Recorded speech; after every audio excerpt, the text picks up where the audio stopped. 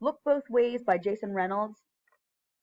First chapter, WaterBoogerBears, Part 2. Maybe all boys are boogers. Always acting like rocks when really y'all just blobs of dusty water, Jasmine joked as she and TJ crossed at the light, the crosswalk like a bridge leading them over the tar water from school to neighborhood. They turned down Portal Avenue, a route they'd taken hundreds of times, a route TJ had been forced to take alone for the last month. And even though Jasmine had been at school yesterday, her mother had been too nervous to let her walk on her first day back. So this was their first day walking home together again. But not me, she continued. I mean, come on. Boogers get wiped away, get blown out. Okay, so if you ain't no booger, then what are you? TJ asked. Jasmine shrugged. Um, a girl? I'm me. Come on, Jasmine, work with me here. Now TJ was spreading his arms, talked with his body like an old street hustler trying to convince people that stolen goods are a steal. If you ain't no booger, but you had to be something else, what would you be? Jasmine thought about it as they turned left down Marston, a street lined with houses that her mother always said had been around for a long time.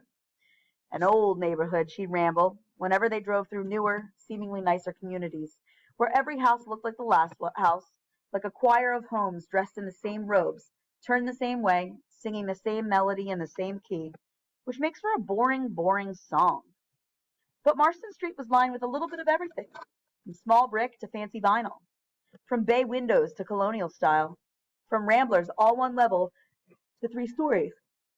A fence here and there, a gate there and here, grass, gravel, blacktop, pavement.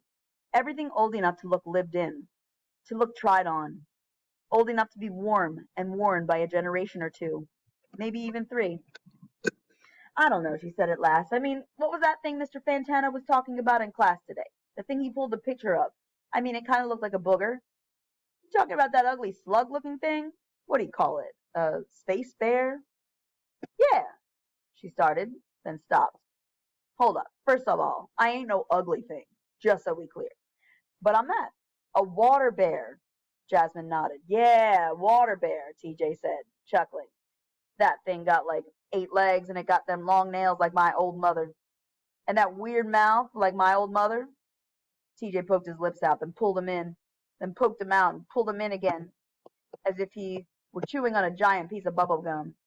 That thing would be super scary, like my old mother, if it wasn't so teeny tiny, which definitely ain't like my old mother at all. Miss Macy not scary, boy. Miss Macy ain't my old mother. She my new mother. And my mother, I don't really know like that. Right, right. Jasmine tried to keep all the mothers organized in her head. A different equation on a different invisible board. But my old mother? TJ let the thought trail off, shuddering like something shot through his body just for a moment. A bad memory, maybe. Anyway, why would you want to be that thing, the water bear or whatever? Can't nobody even see it. At least we can see boogers. Because of what Mr. Fantana was saying about how scientists tested that little water bear thingy, and they found out it might be the toughest living thing in the world. In the universe, maybe. Said it could survive the hottest heat and the coldest cold. And the pressurest pressure. I mean, they sent it into space. Space? And it came back just crawling around like ain't nothing happened. Just crawling, crawling. That's me all day, with nails intact. Jasmine hopped on her fingers and pretended to buff the purple painted tips. Yeah, if you believe all that, I guess. Well, if you could believe God made us out of dust, which I believe because you're definitely the dustiest person I ever known, then I can believe Mr. Fantana about this water bear. Shoot, we'd probably be stepping on them every day and don't even know it. TJ looked quick down at the ground, suddenly wondering what lived between the cracks in the concrete. Scratched his arms like maybe the water bears were crawling in the crevices of his dry skin, and he didn't know because he couldn't see them. Jasmine watched him fidget. Huh. She never really witnessed him nervous. TJ wasn't afraid of boogers, dog poop, eating bugs, or anything like that. But maybe that's because he could see them. He could smash and smear and disappear them. But it dawned on her that he seemed freaked out dealing with the things that wouldn't smash or smear. The things already invisible living all around him, and maybe even on him, and there was nothing he could do about it. They got to TJ's house. No gate, no fence, a patch of dry grass. The house was small and wooden, like it had been built without machines. No bulldozers or anything like that, just human hands and love and hammers and nails and more love. There was a hole in the screen door that had been there for years. TJ's foot had done that. He said sometimes his feet get mad and do things like kick or stomp or run. Don't blame him, he'd say. And Jasmine would laugh because his jokes were always funny, even though she knew they were almost never jokes.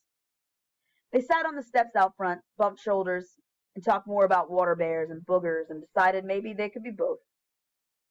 Water booger bears? Jasmine suggested while tying her shoes. TJ offered a slight adjustment. How about water booger bears? Ah, water booger bears. Jasmine perked up, nodded. I like that. The door opened behind them, the screen screeching a striking impression of TJ's voice. I thought I heard something out here. It was his not-so-new mother, his mom of 6 years, Miss Macy. She was dressed in her work uniform, navy pants, navy shirt with a name tag, offset by her fuzzy, dingy pink house slippers. She bent down and kissed both Jasmine and TJ on the tops of their heads, the remnants of her day now hovering around them like hard work halos. How was school? Fine, TJ said, smirking, sniffling, scratching. Pretty good, Jasmine confirmed. That's what I like to hear, Miss Macy said. They knew what was coming next. So, what y'all learned today?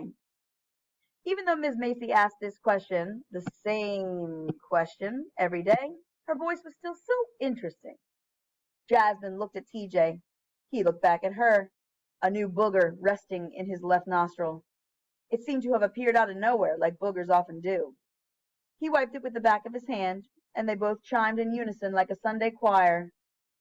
Nothing,